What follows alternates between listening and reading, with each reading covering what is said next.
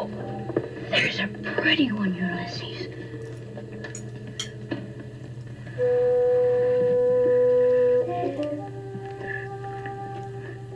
There it is. Hello BookTube, I'm Sean the Book Maniac. Here I am with a quick tag I just saw today. Steve Donahue came up with an original tag. It's called the World Book Day tag, and since the World Book Day only happens once a year today, apparently it'll probably be tomorrow in Japan, which is when this video will go up, I thought I better get with it. So here I go. It's a quick and dirty tag, just what I like. Number 1, what country do you currently call home? Is it the same country where you were born? I don't know if I call Japan home, but I have lived in Japan, in Tokyo, for 11 years now. My 11-year anniversary is in a couple days, I guess. It was right at the end of April 2009 that I moved here, and here I still am, happily married and living in a pandemic.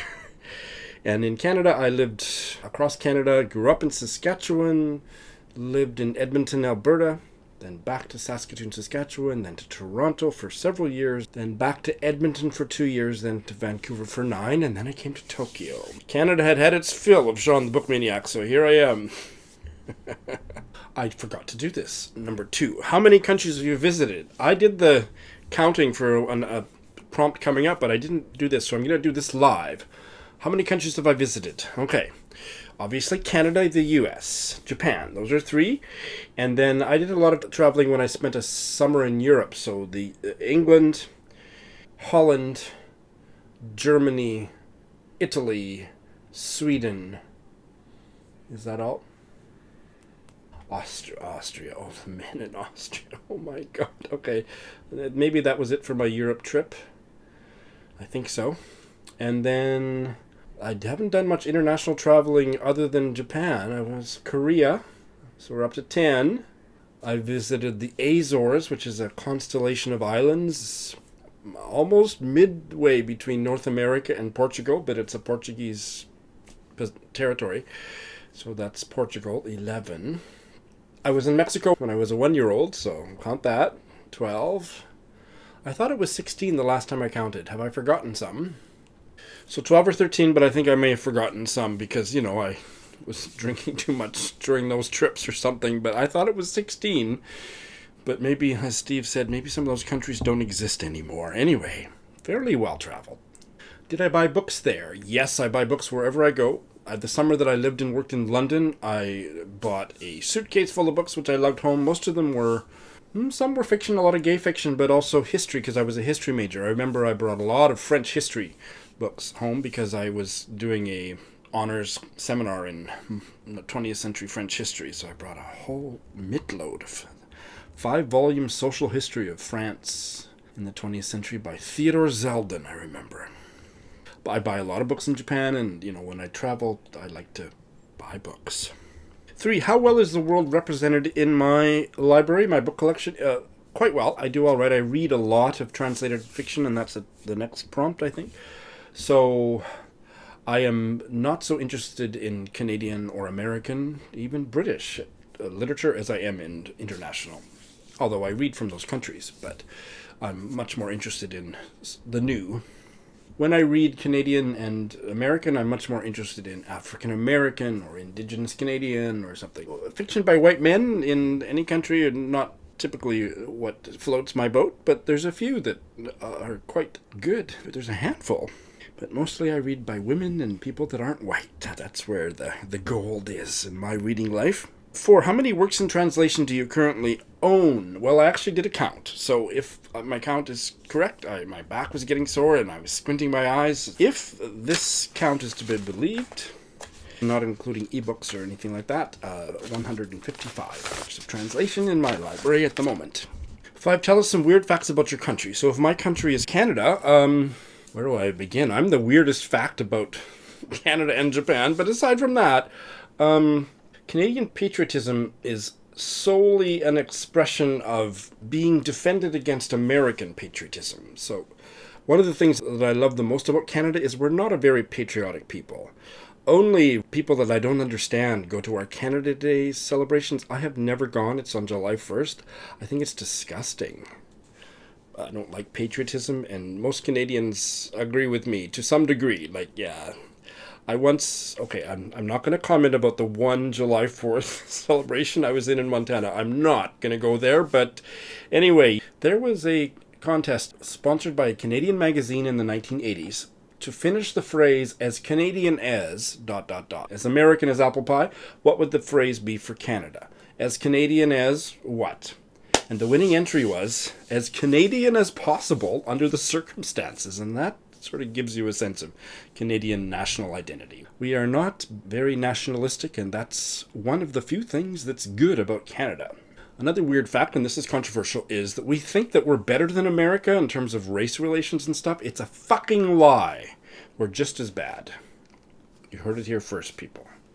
The way that we have treated our indigenous populations over the centuries, right up into the present, it's slowly getting a bit better. I mean, Justin Trudeau has done more to try and change it than any prime minister before him, but it's still abysmally, embarrassingly terrible. There are populations of indigenous Canadians that have to boil all the water they drink.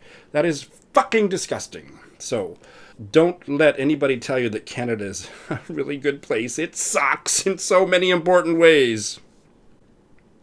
And I do give Justin Trudeau a lot of credit, but it's still outrageously... it makes me sick. I don't know if that's what Steve was intending me to get into when he asked me this question, but weird facts about Canada, what else? We're supposed to be more polite than Americans. I think that's basically true. I'm a lot nicer than Steve Donahue, right?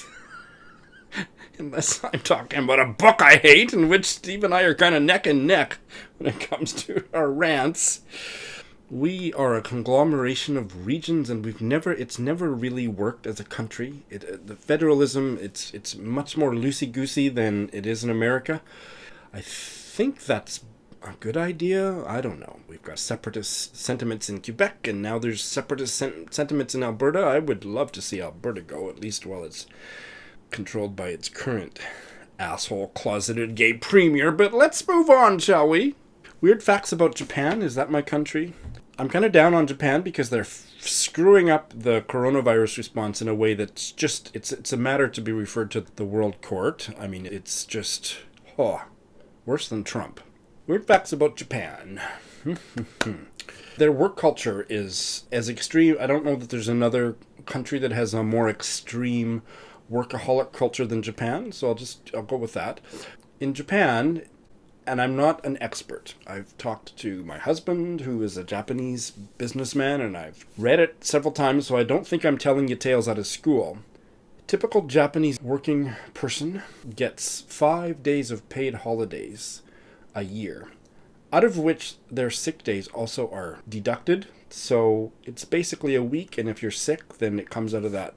Japan also has a lot of national holidays, probably more than Canada does, or as many. They've got almost a week off in May and almost a week off at New Year's, and almost once a month another day off. So they have national holidays. But in terms of their paid days off, their personal vacation days, they got 5 days, including their sick days, and it is considered shameful to use any of those days. So the current government is trying to force people to take their days off. And a related weird fact is that there's actually a word in Japanese, karoshi, for death from overwork, because it happens. It happens.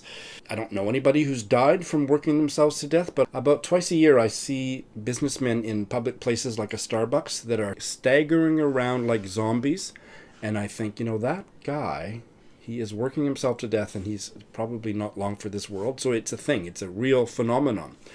So in order to combat that and other problems, women don't work in the numbers that they do in the West because they don't want to work 70-hour weeks. So the government's trying to push the work culture to change by saying you have to take your holidays.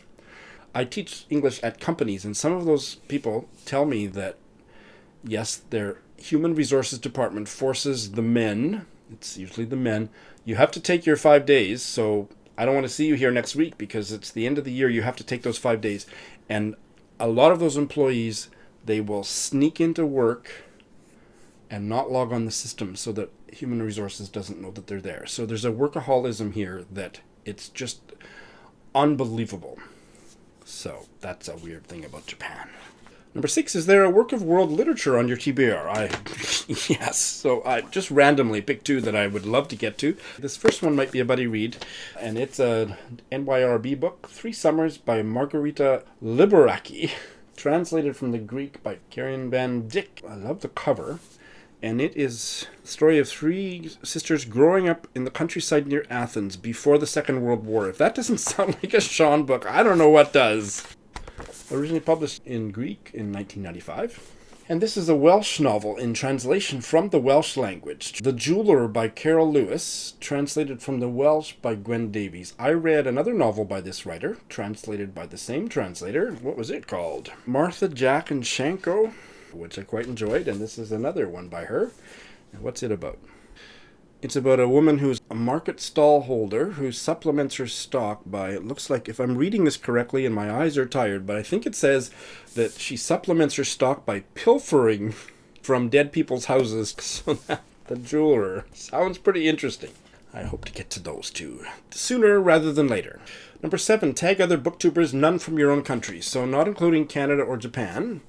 I will tag Greg of Supposedly Fun. I don't know that he's been tagged, so I'm going to tag him. If that's my American choice, who will I tag from the UK? I think Mel of Mel's Bookland Adventures might take to this tag, so that's my UK choice. I know someone from the Canary Islands, don't you? Juan of Bookish Islander. That's my tag for the Canary Islands. Brit has been tagged. Oh, Silje. Now, she lives in Paris part-time, and she's Norwegian, so whatever country she decides to talk about, I hope she talks about both. Oh, here's somebody that's come back. She's German. I don't remember if she lives in Germany now, but she's German, and I'm drawing a blank on her name, but her channel is MadeWithBooks, tagging her. Julia of Julia's Book Time from Australia. Okay. And anybody else who doesn't live in Canada or Japan, I'm also tagging you globally. All right. Thanks, Steve, for the great tag. I don't know. I was feeling kind of pressured to do it on or around World Book Day, but I don't think the questions are pretty general. You could do it later. So please consider doing it, or you could save it for next year's World Book Day. But anyway, please do it. Thanks for watching.